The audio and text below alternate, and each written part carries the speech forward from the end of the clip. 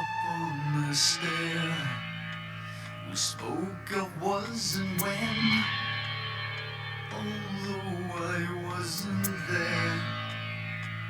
He said I was his friend, which came as some surprise.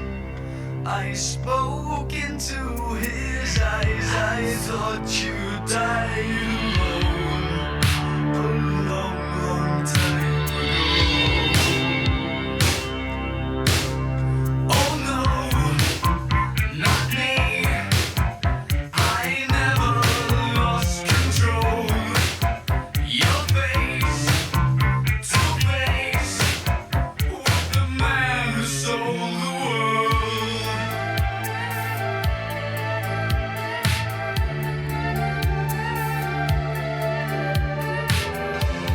Chapter 20. Days were getting warmer, and by the late afternoon, Sam needed a change of shirt to rid himself of the stench of Canadian whiskey. His lack of purpose kept his head spinning, and he collapsed on a couch in his office. Studio track lighting roasted his forehead, and he saw footage of his younger self in the control booth, more prepared for the flashing on-air sign than he would ever be. Wild hair and a full beard could not hide the smile of the ambitious, wide-eyed agent of social change. He heard the interviews playing and shuddered. We have to recognize that funding is critical for these projects, but even more important is the respect for the communities we serve. We can't simply build a new facility and tell ourselves we've done something good. We have to keep working. He had trained himself to always refer to people for good as we. Along his journey, we became us, and the community became them. The distance between the people and his work gave him the opportunity to lie to himself about believing he was doing good deeds, while burying the feelings that he was profiting from suffering. Instead, he resigned himself to the background to pretend he did not care for the accolades. His estate, vacation home, and wealthy in-laws told a different story. Sam caught a glimpse of himself sweating in a makeup mirror. He clung to what was left of his former flowing locks, and his mustache sat atop a permanent pout. Having to collaborate across multiple sectors did not make his demeanor any more welcoming. Plastic plants decorating the low-budget EOPHL Studio B were melting. Disinterested college interns manned the equipment. The reporter, a young woman a third of his age, took a seat in the director's chair across from him. "Lonely at the top," she began. "How true is that statement?" "Excuse me, can we start over?" he asked. "No." "Why not?"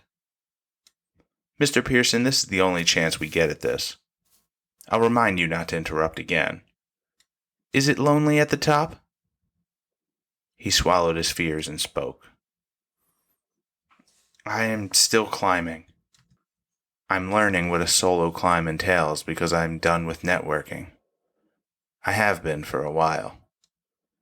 Melding the word work into something social is decidedly American. We should work with others to do positive things, not to stand on their backs on the way to the top. But that's what we do.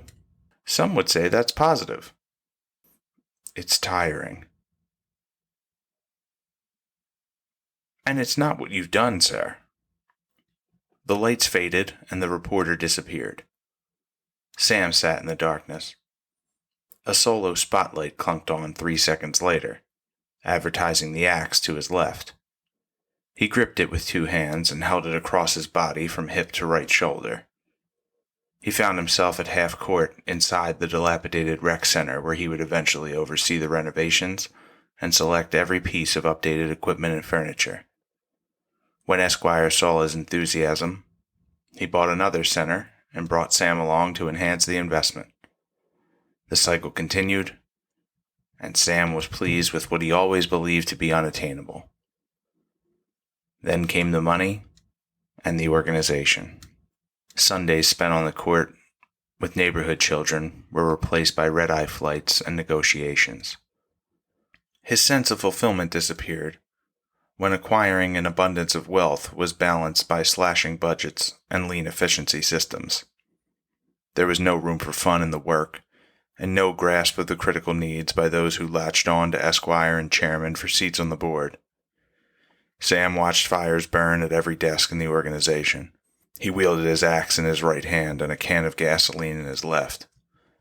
Bodies burned, people screamed.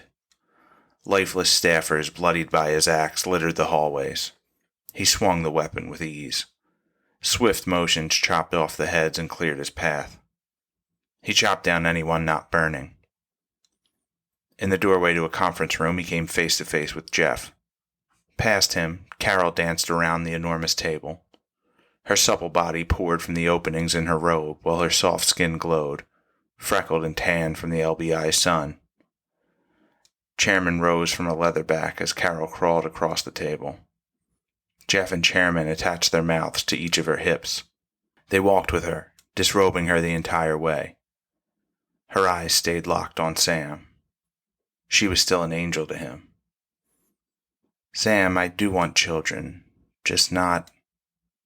I can't do it. I can't pretend anymore. You're too nice." He acknowledged the words she said at the end of their relationship, and it was understood. They embraced. Then Carol grabbed a cock in each of her hands. He oddly wanted to see the orgy, but he had business to attend to. He dropped the can and lit a match. He backed out of the room and locked the door. Carol's moaning and the grunts of the two men turned to screams and melting gurgles. Andrew stood guard at Sam's office door. Sam ignored him and continued into the executive suite. The horizon grew in front of him. He ascended and watched the lights of the airport blinking below. He saw every angle from above and watched the city crawling with progress and hopelessness. He considered himself a great judge of character until he took a sip of coffee from Andrew's butlered silver tray. Sam's vision blurred. He reached for the tray and crashed through it. Andrew hovered over him, waiting for him to finish choking before he took the throne. Always asking for favors without saying a word kept him isolated and insulated.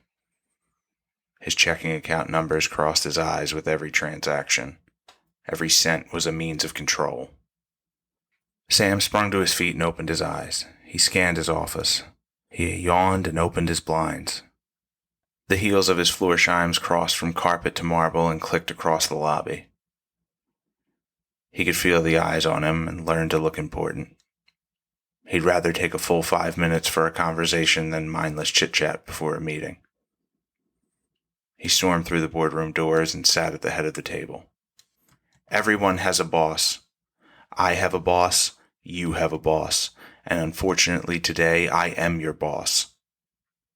He dismissed the new executive director of one of the centers without recognizing her existence. He didn't notice the full room. Instead, he dictated from his throne, refraining from a diatribe. He left the room. A few years back, he would have put more weight on her status as a single mother. He would have heard her case and processed her tears. He wouldn't have cared about the stolen laptops or mismanaged funds. He would have remembered his past belief in altruism and second chances.